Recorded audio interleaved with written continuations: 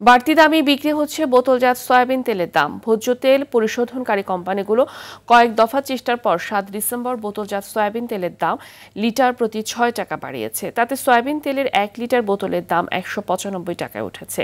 ৫ লিটারের বোতলের দাম এখন ৯৫৫ টাকা করে বিক্রি হচ্ছে। এখন নতুন দরেই সব দোকানে সয়াবিন তেল বিক্রি হচ্ছে। তেলের সঙ্গে বাড়তি রয়েছে পুরনো পেঁয়াজের দামও। মুড়ি কাটা পেঁয়াজ কেজি প্রতি বিক্রি হচ্ছে ১০০ থেকে ১১০ টাকায়। পুরনো পেঁয়াজ বিক্রি হচ্ছে ১৩০ থেকে ১৪০ টাকা। বিক্রেতারা জানান, নতুন পেঁয়াজের সরবরাহ বাড়লে দাম কিছুটা কমতে পারে। তবে বাজারে দাম কমেছে ডিমের, সেই সঙ্গে বেশিরভাগ সবজির দাম এখন কমতির দিকে। বাজার দর নিয়ে আরো জানাতে বরিশাল থেকে সরাসরি যুক্ত হচ্ছেন সহকর্মী আরিফুল ইসলাম। আরিফ, চলমান শীতে বরিশালে নিত্যপণ্যের দামের উপর কেমন প্রভাব দেখছেন, আর তেলের দামের কি অবস্থা জানাবেন?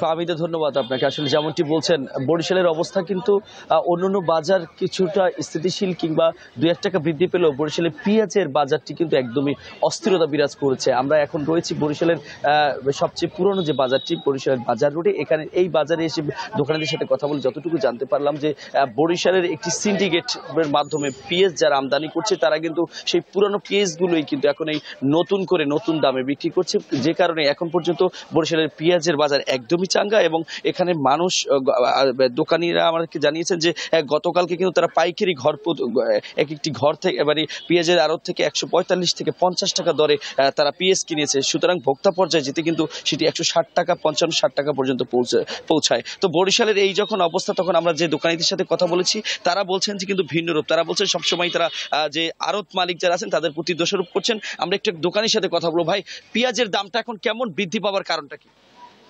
পেঁয়াজের দাম এখন বর্তমানে বেশি, কারণ আড়তে পেঁয়াজের দাম বেশি। আমরা ১৪৫ টাকায় কিনি, ১৪০ টাকায় কিনি, এখানে আমরা ১৫০-৬০ বিক্রি করি।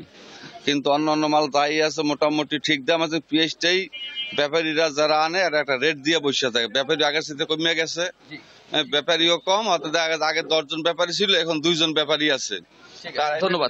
জি, আসলে যেমনটি শুনছেন, মূলত পেঁয়াজের দামটা অনেকটি বেশি। তবে ভোজ্য তেল যে বিষয়টি আপনি এর আগেও জানতে চেয়েছেন, মূলত তেলের প্রভাবটা কিন্তু বরিশালে এখন পর্যন্ত এসে পৌঁছাতে পারেনি। তার কারণ তারা এখনো অনেকেই পুরানো দামে তেল বিক্রি করছে। তবে নতুন দামের যে তেলের যে সিন্ডিকেটটি, সেটি কিন্তু এখন পর্যন্ত বরিশাল ভাঙতে পারেনি। এবং বরিশালের অন্যান্য যে তেলের যে গুদাম সেগুলো কিন্তু এখনো তারা তেল দেওয়া শুরু করেনি, এমনটি দোকানিরা জানিয়েছেন। তবে বরিশালের পরিস্থিতি যেমন বলছেন যে ধাননদীর খালের বরিশাল, এখানে কিন্তু শস্য ভান্ডার বলা হয়। অর্থাৎ সবজির যে বিষয়টি থাকে সেটি হচ্ছে যে বরিশালের সদর উপজেলা কিংবা জেলা শহরে যে সবজিগুলো উৎপাদিত হয় সেগুলো কিন্তু এখন পর্যন্ত বরিশালের বাজারে এসে পৌঁছায়নি। সুতরাং বরিশালের বাইরে থেকে, অর্থাৎ খুলনা বিভাগের বিভিন্ন জেলা থেকে সবজিগুলো আসছে। এ কারণে কিছুটা কিন্তু সবজির দাম বেশি। গরুর মাংস বিক্রি হচ্ছে ৭৫০ টাকা, তবে ব্রয়লার মুরগি কেজি প্রতি ১০ টাকা বেড়ে এখন বিক্রি হচ্ছে ১৫০ টাকায়। গত সপ্তাহে যেখানে ছিল ১৪০ টাকা। অন্যান্য যে দ্রব্যগুলো রয়েছে সেগুলো স্থিতিশীলই রয়েছে। তো এই ছিল ফাহমিদা এখন পর্যন্ত আমার কাছে। ধন্যবাদ আপনাকে।